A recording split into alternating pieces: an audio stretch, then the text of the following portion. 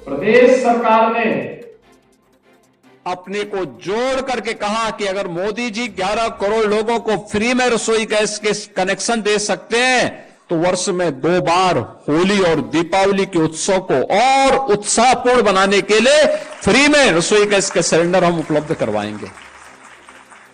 बहनों और भाइयों, यह कार्यक्रम उसी का हिस्सा है, उसी का हिस्सा है।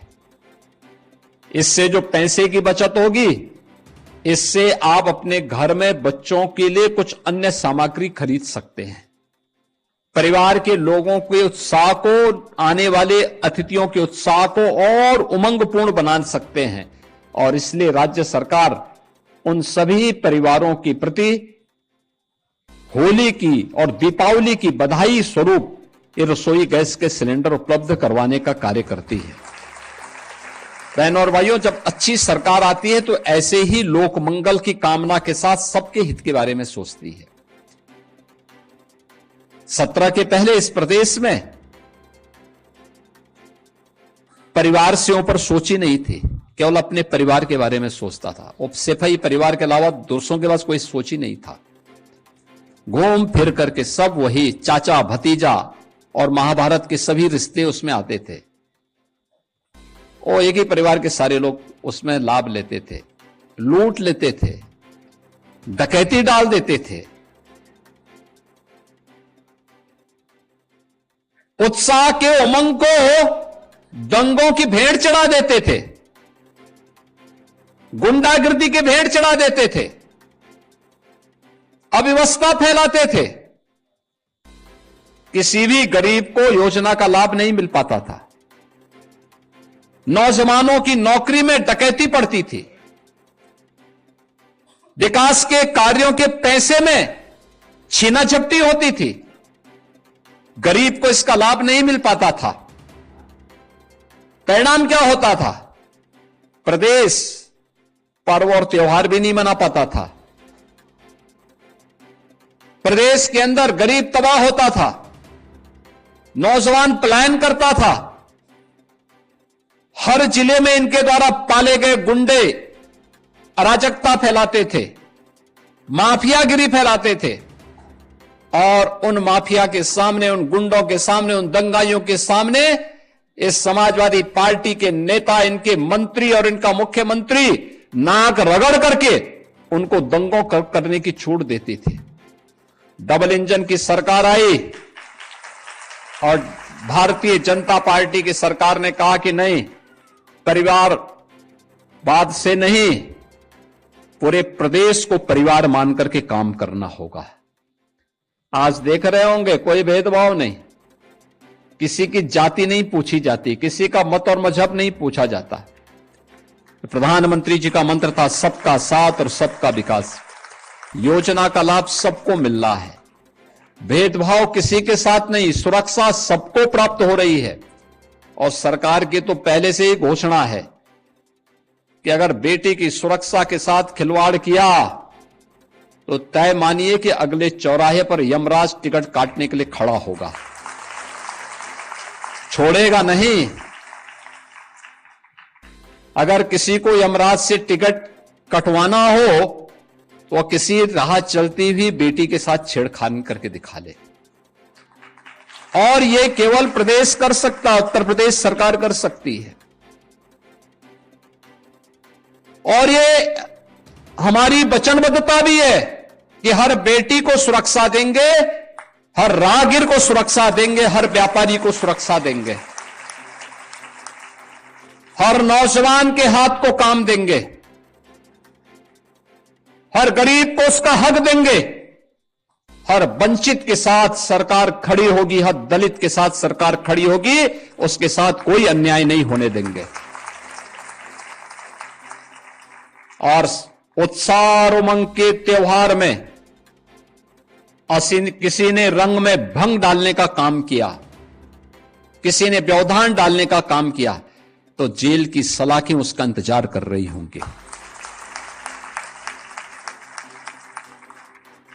और कोई भी होगा उसको अंदर ठूंसने में बहुत देर नहीं लगेगी।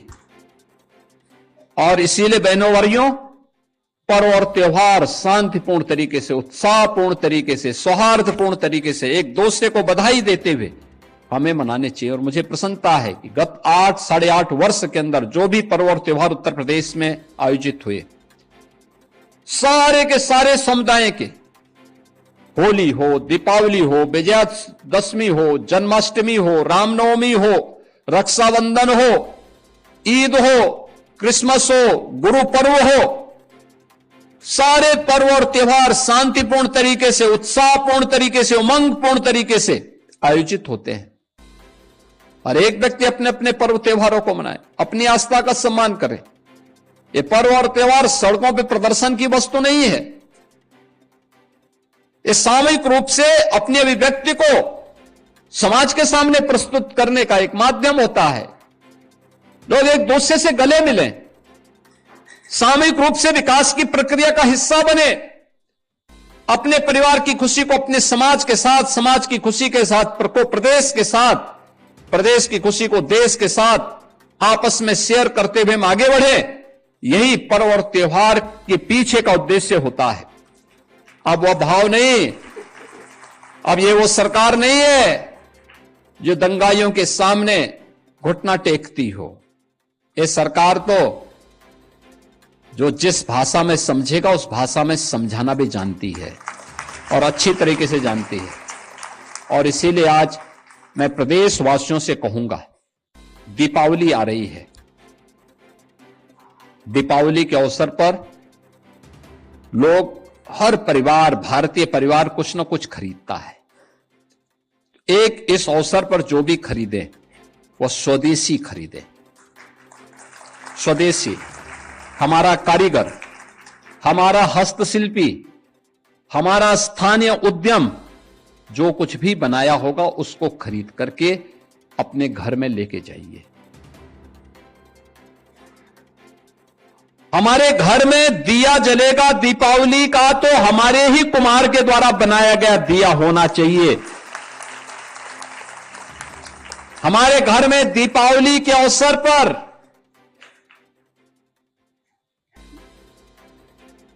लक्ष्मी गणेश जी की जो मूर्ति बनेगी वह भी हमारे ही कारीगर के द्वारा बनाई जानी चाहिए, कहीं विदेश से नहीं आना चाहिए। वो हम किसी को उपहार भी दे रहे हैं, अपने हित मित्र को, शुभचिंतक को, नातेदार, रिश्तेदार को, वह भी स्वदेशी होना चाहिए, वह भी स्वदेशी होना चाहिए। और स्वदेशी ही आपको गिफ्ट भी देना चाहिए किसी भी आयोजन के अवसर पर। यह पैसा अगर मुनाफा जाएगा हमारे कारीगरों के हाथ में जाएगा, हस्तशिल्पियों के पास जाएगा, हमारे श्रमिकों के पास जाएगा, तो समृद्धि उनके पास भी आएगी। और समृद्धि उनके पास भी आएगी तो यह समृद्धि देश के काम आएगी, देश के काम आएगी। विकसित भारत बनेगा।